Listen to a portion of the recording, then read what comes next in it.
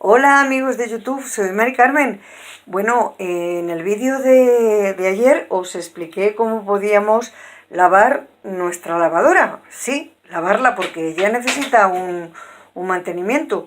Os dije que había dos productos muy económicos y nada nocivos para el medio ambiente, que son el vinagre y el agua oxigenada. Bien, os voy a explicar. Mi lavadora, como veis, es muy viejecita, con lo cual no tiene ya el dispensador para poder echar el detergente ni el suavizante, con lo cual me veo obligada a introducirlo dentro del tambor en una arielita. Así que, bueno, me habéis preguntado si el vinagre, qué había que hacer, si limpiarlo con vinagre o si poner un programa. Bueno, pues hay que echar el vinagre dentro del tambor. Si vuestra lavadora tiene cajetín, echarlo en el lugar donde utilicéis el detergente. Echar un vaso de vinagre. Podéis utilizar, como os dije, vinagre blanco de limpieza, podéis utilizar vinagre de vino o vinagre de sidra o manzana, es indiferente.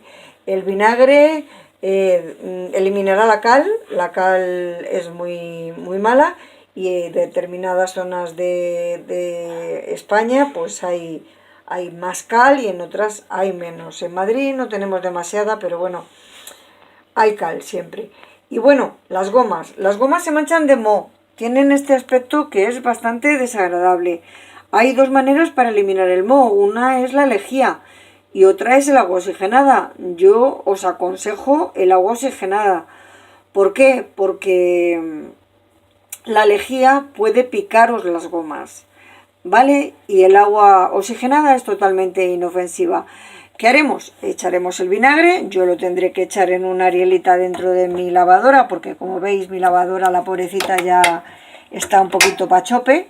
Pero bueno, aquí está como una campeona ayudándome, la quiero mucho y le estoy muy agradecida. Y pondremos un programa pues muy sencillo, el más económico. En mi caso, fijaos, mi lavadora, que es muy sofisticada porque es francesa, pues la voy a poner en un programa que gasta muy poquita energía, que es con agua fría, ¿veis? El símbolo del agua fría, y un programita muy corto.